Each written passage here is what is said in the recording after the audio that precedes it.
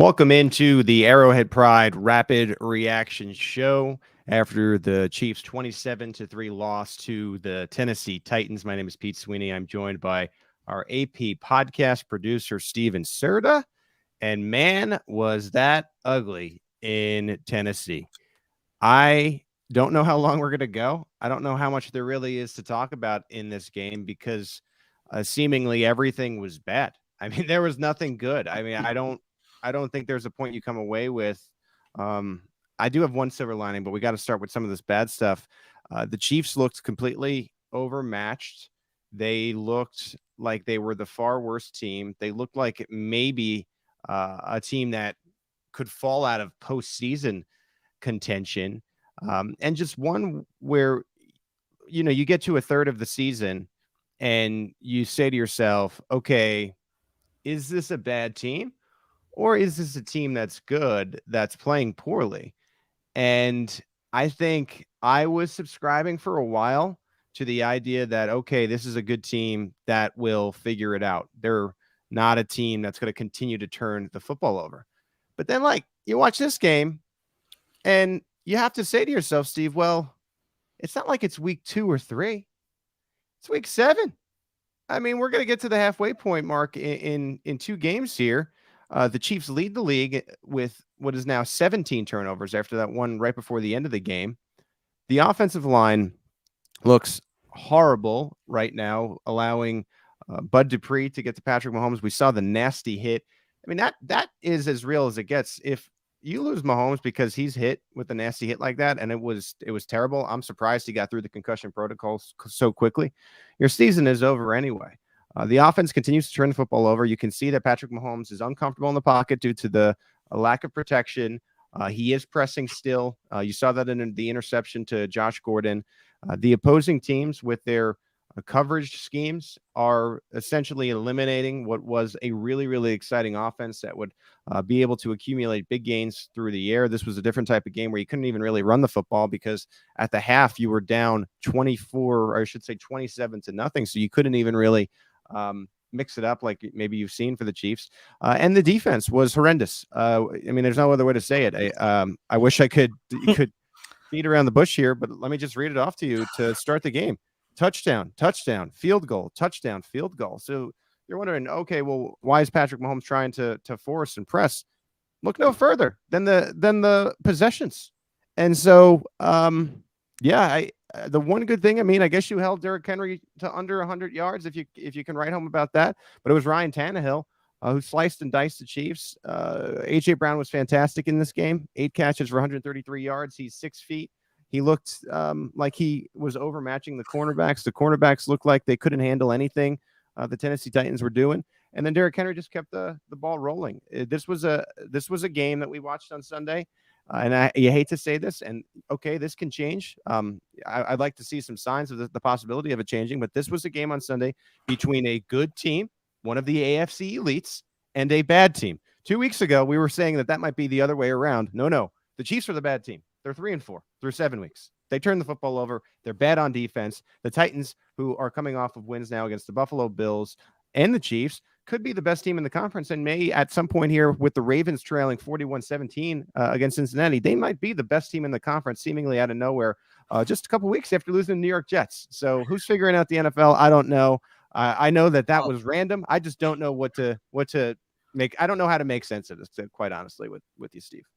I guess if there's one silver lining in this, it's that the AFC is still wide open, and I don't think we genuinely have any idea who the best team in the AFC is. It's certainly not the Chiefs, though. It's certainly not. Well, what's been so dumb with us, and I'm to blame, and that's fine. You can lump me into this. I'm criticizing myself in this too.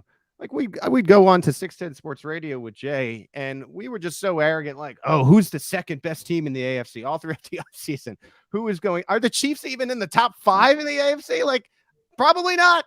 Probably not. Like that's where we're at this point. Right now, they don't look like a playoff team. They just simply don't. And I talked about it on the post-game show a couple of weeks ago, how we had to start reevaluating how we felt about this team and what this team was capable of. Now, they hit rock bottom, I thought, in the first half against the Washington football team That last was week. dumb too. Hey, And they came, this is going to be the turning point of the and season. then they came out and looked dominant in the second half against a bad football team.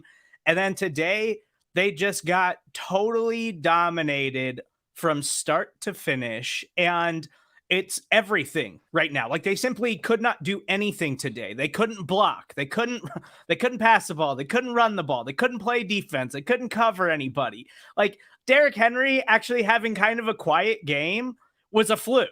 Like, there was nothing. It was just the Titans were doing everything else, and the Chiefs could not accomplish anything today. And it's got to start with the coaching. Like, I'm not saying that Andy Reid needs to be fired. I think that's absurd. I think Andy Reid is a fantastic coach, and I think the idea that he should be fired or whatever is ridiculous. But that's the type of conversations we're going to start hearing here pretty soon.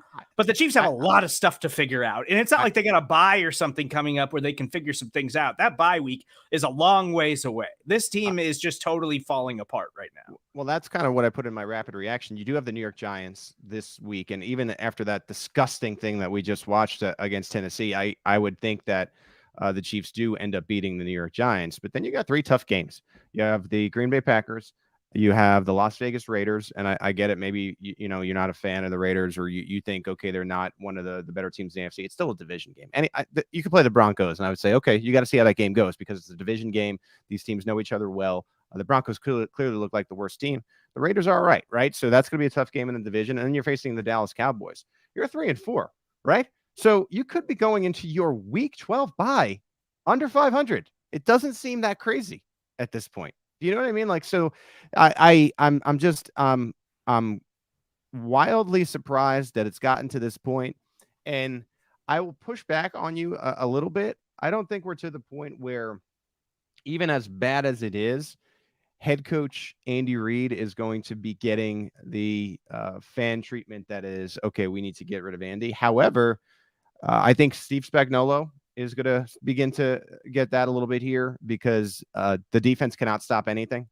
You take these small victories, like in a second half against the Washington football team. It's like, man, they were playing Taylor Heineke. You know, I mean, like, yeah, okay, you had a nice half, one of 2 halves against Taylor Heineke. Now you're facing Derrick Henry and Ryan Tannehill. Like, if they're doing that to you, what is Aaron Rodgers and Devontae Adams and Aaron Jones going to do? What is Dak Prescott with 6 receivers going to do? Are they going to give up 60 points to the Dallas Cowboys? That seems reasonable at this stage. So I think Steve Spagnuolo will begin to hear a little bit of that. I think that, you know, there's potential that the personnel staff and Brett Veach could come into that a little bit, especially when, you know, the whole point of the offseason was to rebuild this offensive line. They already had to make a change at right tackle. Forget that thing about the hamstring. This was a talent thing. Mike Remmers is the guy moving forward because the Chiefs feel like that is their best option. So they had to replace the right tackle there. And Orlando Brown looks to be struggling, especially against some of the better pass rushers in the league. And the problem there, too, is like every team seemingly has one of those guys. And it's especially in your division where the pass rushing is good. And, you know, you make this trade with the first round pick, and we were laughing at that too. And it goes back to like sports radio that we do sometimes. We were laughing at that too. Like, why would the Baltimore Ravens solve the Chiefs' biggest problem?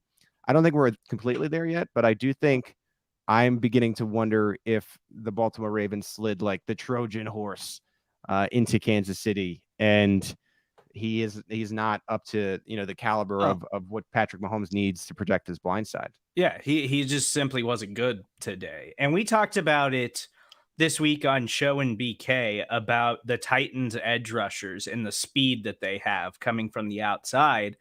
And that's where this Chiefs offensive line has struggled early in the season. Is Orlando Brown's just simply not a good pass blocker. Like, he is a good run blocker in Baltimore and had room for improvement in the passing game. And the Chiefs were confident that they could get the best out of him. And it's just simply not working right now. He did not have a good game. They're having problems with the speed from the Tennessee Titans edge rushers all day. And it's a problem. It's just a major problem where even Patrick Mahomes is forcing himself still and pressing to the point that he had to leave this game because we thought he got a concussion. He did get cleared from the concussion protocol, but when he had that run early on in the game where he fumbled the football, it was because he was pressing and he tried to get a couple extra yards instead of just sliding because they could not do anything offensively. You could see that he's uncomfortable in the pocket. And I think that's one thing that's coming for the Chiefs too, is these guys who are your magic men. Like Patrick Mahomes is the magician, right? But there's no magic this year. And it's because he's not protected. I think he still is running a little bit wildly because of kind of what happened in the Super Bowl. And I don't know how much he really trusts, especially the left side of the offensive line. Like the right interior seems okay, but the left, I think, especially at the tackle positions and maybe the other tackle position as well, I just don't know how comfortable he's quick to bail. And I don't necessarily blame him for that. Tyreek Hill now has drops in every single week, it feels like. And I don't know what the deal is with that. He's one of the better receivers in the league. And this is something that has popped up this year that really wasn't the case. He was always reliable there.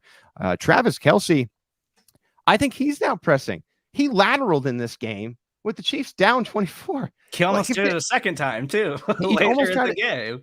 If that ball, and look, God, Travis Kelce is one of the best football players of all time. He's a future Hall of Famer. Where would the Chiefs be without him? I don't know. So let's get all those prefaces out of the way. But the Chiefs are so desperate right now that he's risking it. Let's say that lateral doesn't work and it's just a fumble, and then all of a sudden it's 31-0 off of a lateral fumble. Like what would we have thought about that?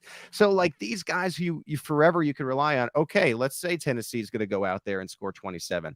They took their foot off the gas in the second half as they were winding down the clock, but that could have been more in what would be like a shootout type of game. So let's say they get to 35, 40 points.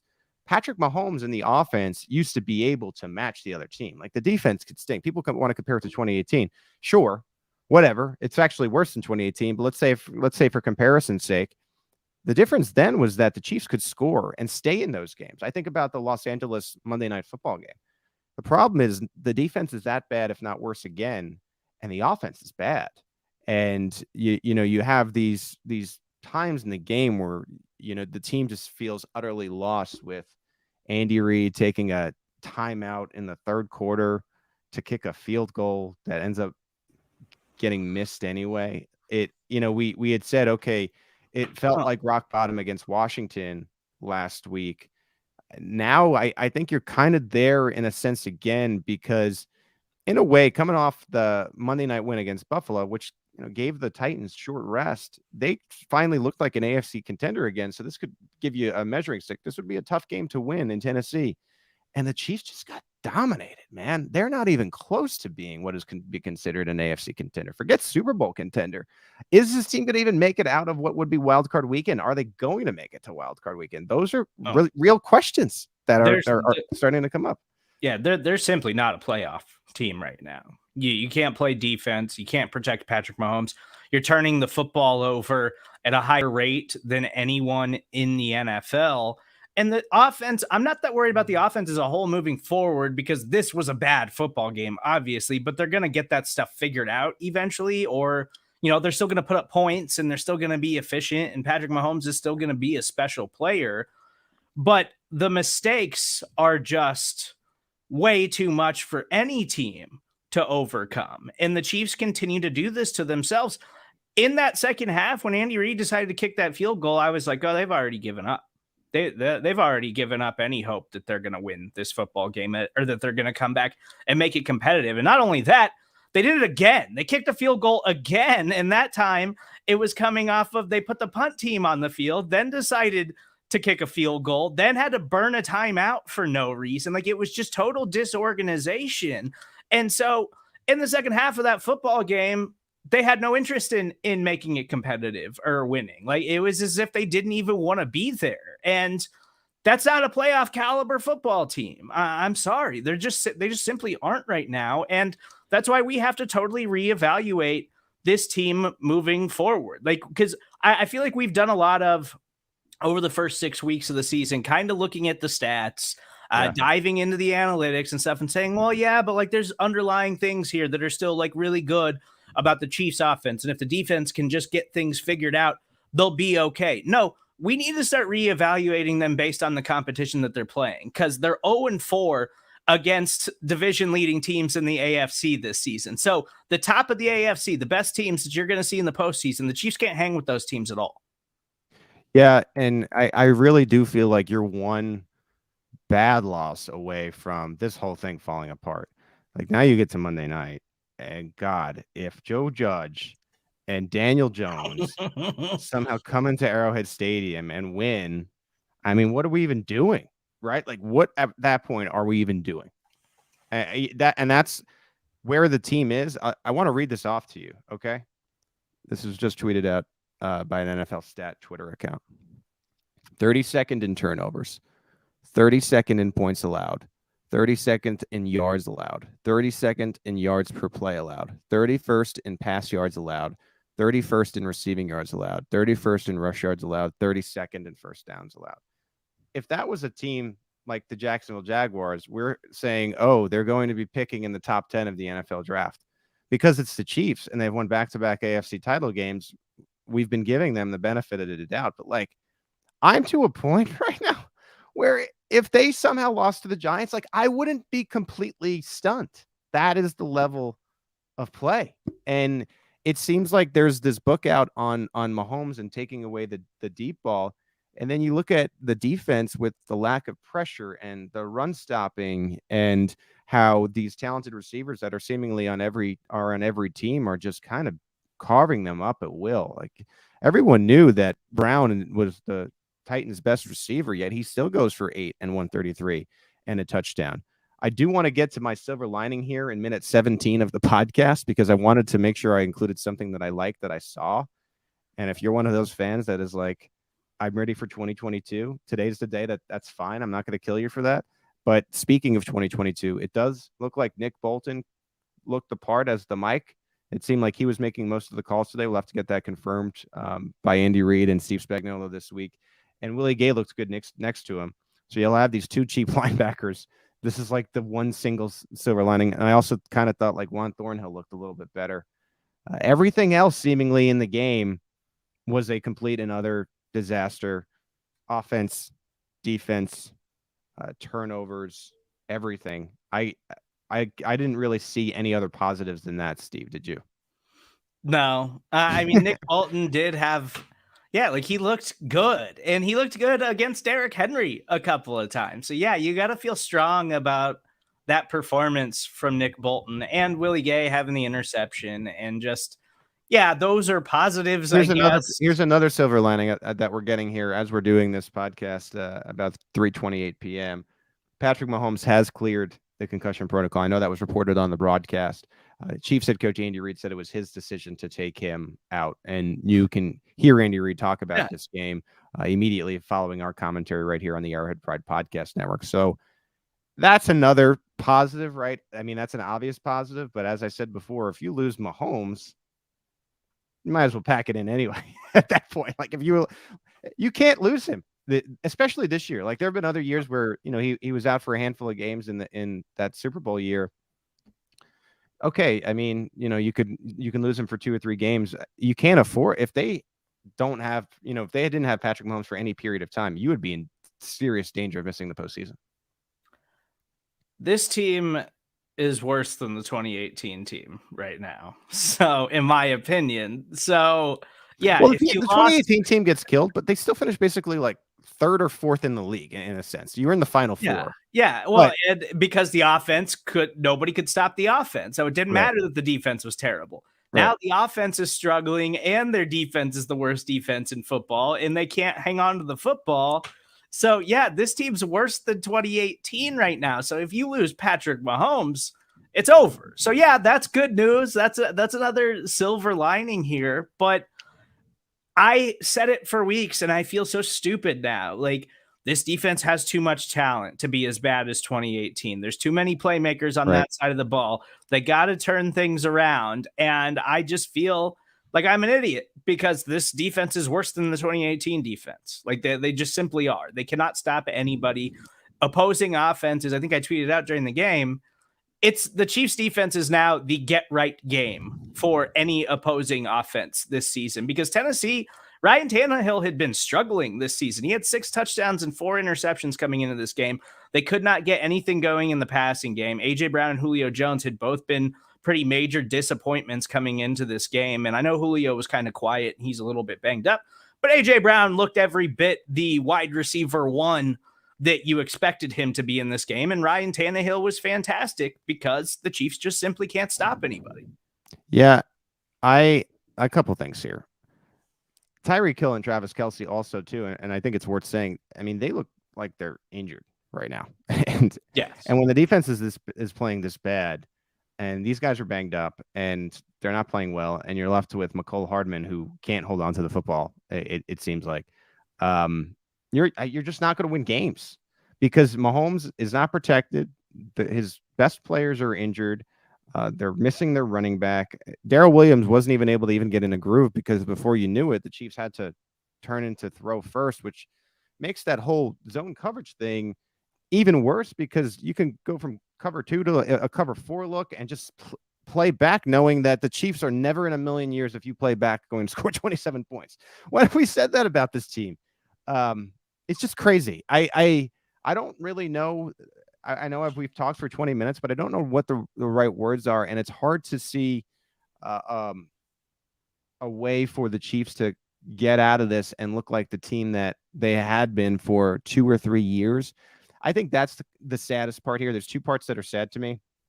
One is, and you felt like this with I know you're not a baseball guy, Steve, but you felt like this with the Royals in 14 and 15. And they would just always come back on you and they would like never be out of it. And even if you got a lead on the Chiefs, you're like, Patrick Mahomes is going to get the ball with 3 minutes left, with 2 minutes left. There's still plenty of time on the clock. And then they would just win. All of that mystique is gone. And here's the deeper thing that I think is like even the saddest part of it. It really felt like for so long that Patrick Mahomes was the next Tom Brady in a sense. He was going to be that caliber of player, potentially like the greatest quarterback of all time. I still don't think that's out of the question. They obviously are going to have to dig themselves out of what is a rut here, and he could work himself back into it. But they were gunning for that. They were in their second Super Bowl. They were going for 2 Super Bowls in a row. He played Tom Brady. He ran around. He tried his best. And then all of a sudden, Brady wins that. And now I think it's like, it really is starting to seem that it's more like maybe a Russ Wilson, Aaron Rodgers, Drew Brees situation where you get one and maybe you never really get back to like that. Maybe something weird happens every year where Mahomes, and you were at a certain point and it felt really real, right? It felt really real. At a certain point, you were like, I'd be stunned if Patrick Mahomes doesn't win like 5 Super Bowls. And now I'm to the point of like, is he going to win 2? Or there's and 3 seems insurmountable. And I just think the Chiefs were on cloud 9 for so long, and he was the magic eraser for so long, and he's finally entering a rut. And it's the perfect storm of him entering a rut, which happens. You know, we've seen great quarterbacks have struggles, right? But it's happening at the same time as you're playing with the worst defense in NFL history through 7 games. I want to say, okay, like, don't worry, the Chiefs are still in the division. Don't worry, they're going to make the playoffs. But I have a hard time 100% believing that at this juncture. Yeah, and I don't see how you could think that. If you're telling yourself that, you're just lying to yourself. You know, they were eventually going to hit some hard times, right? Like, you just can't stay that good for that long in the modern day NFL. Like, we've seen Aaron Rodgers have ups and downs, I guess, except if you're Tom Brady. But everybody else usually hit some speed bumps along the way that kind of slow you down. And that's what they're doing right now. Like, I'm not saying this thing needs to be blown up, but you can't rebuild your defense every 2 years. So the defense obviously isn't working. So you're going to have to rebuild it again this offseason. And it's so bad this season that, like, I think that Patrick Mahomes has kind of been this way since the Super Bowl, where he had to do so much last season, had to do so much in that game with no offensive line to protect him, that he's been pressing and pressing and pressing and pressing. And it's just leading to uncharacteristic mistakes that are hurting the Chiefs in the long run, on top of the fact that the defense is just absolutely atrocious. It all goes back to that game against Tampa Bay, where I think this thing just kind of started to unravel there, and it's just kept going into this season. Yeah, well, the Bucks had a really good plan with getting the pressure, and the Ravens have kind of, copied that. And the Bills they drafted two front seven players in the draft, and it's getting pressure without blitzing and playing zone coverage, and again making the Chiefs have a lot of plays in their drive for chances of turnovers, which is happening.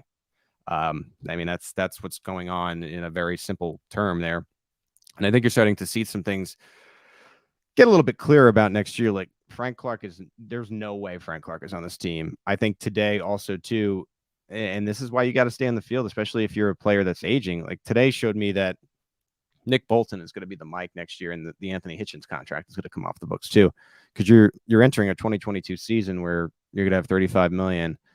You get to a point too where it's like you just wonder how things like spiral a little bit here, in the sense that, well, if the Chiefs are getting rid of Frank Clark and they're getting rid of Anthony Hitchens in a couple of years here, what ends up happening with Tyrann Mathieu? Because now you've let him maybe hit unrestricted free agency, and who knows what's your record? Are you coming off a 10-7 season? Are you 9-8? We don't even really know at this point.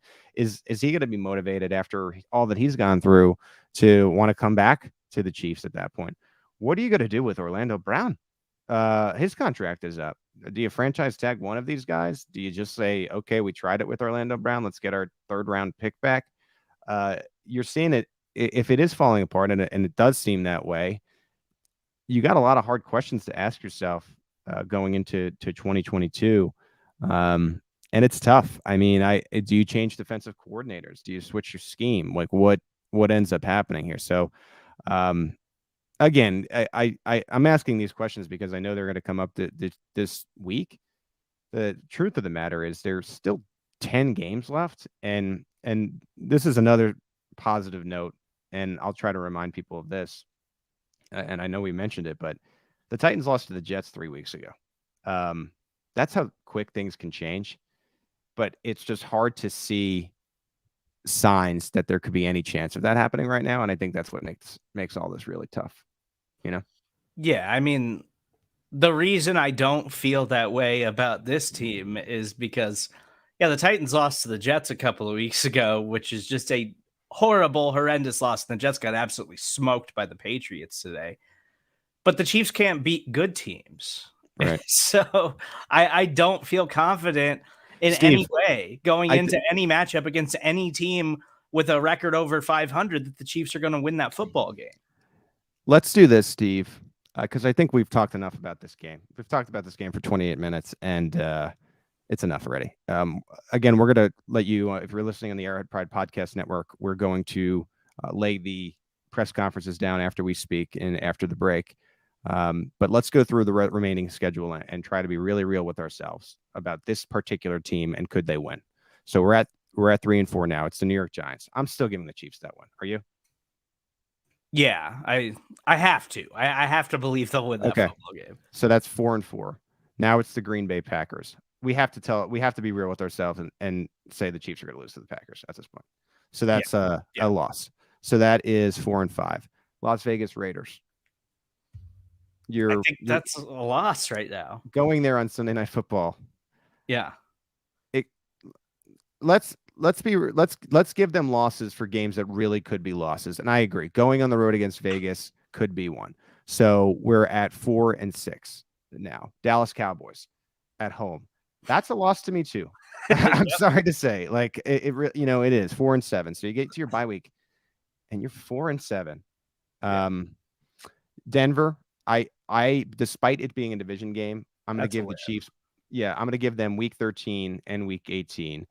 So that'll eventually get you to what'll be 6-7. I'll give them the home Raiders game. So that'll be 7-7. Let's go to the Chargers. Now that's short rest going to the Chargers. I think that's a loss away. Yeah. So you're at 7-8. I'll give you the win at home against the Pittsburgh Steelers, 8-8. And then the other game that you have there is the Cincinnati Bengals, who look like one of the better teams in the division AFC. leading Ravens today, and Jamar Chase looks like he's the best wide receiver in football, and you can't cover anybody. That's 8-9, Steve. That's 8-9. That's a disappointing season, Pete. And depending on how the Raiders go, that could be 9-8, but even still, because that was one we were kind of going back and forth on. Yeah. Yeah. That's 9-8 a letdown of a year. So, okay, let's give them one of these games that we didn't. Are you looking at a 10-7 ceiling right now? I think you are. Yeah, right. I think that's fair. It just makes you question, like, did they ride this thing out a year too long? Because they put all the resources into trying to do it again. And we know how difficult it is to make Super Bowls. And this is a team that's been to 3 consecutive AFC championship games. The defense is just expired. Like it just ran out of time, and it's not going to get better this season. And that's going to hurt you the rest of the year. So, like, I think 10-7 at this point feels optimistic. That's what I'm saying. Like, we gave them that Raiders game, and then we gave them like an extra game that maybe they could win. Yeah. And who knows? Like, we also gave them the game against the Steelers, which, I mean, the Steelers were always pesky, so you never even know. Anyway, it's basically, as you look at the schedule, especially since Cincinnati is now good, I'd say the Giants is a gimme game, and I'd say I really feel like the Chiefs are a better team than the Denver Broncos. I would say that those two are gimme games. So you're really only talking about 3 more surefire wins the rest of the year, and they're the worst defense in history, and Patrick Mahomes looks lost. So not to look, but Nick Bolton had a good game, so that's good. That's good. I wish we could be more positive. I'll try to think of some better takeaways for you when we get to Marinated Takeaways on Tuesday with John Dixon. If you're watching us live online, that'll be the end of our Rapid Recap show. If you're listening on the podcast network, stay with us after the break as we go to the Kansas City Chiefs press conferences. Wrapping up, the Chiefs lose 27-3 in Tennessee, dropping to 3-4. For Steve Serda, I'm Pete Sweeney. Thank you for listening to the Arrowhead Pride Rapid Recap show.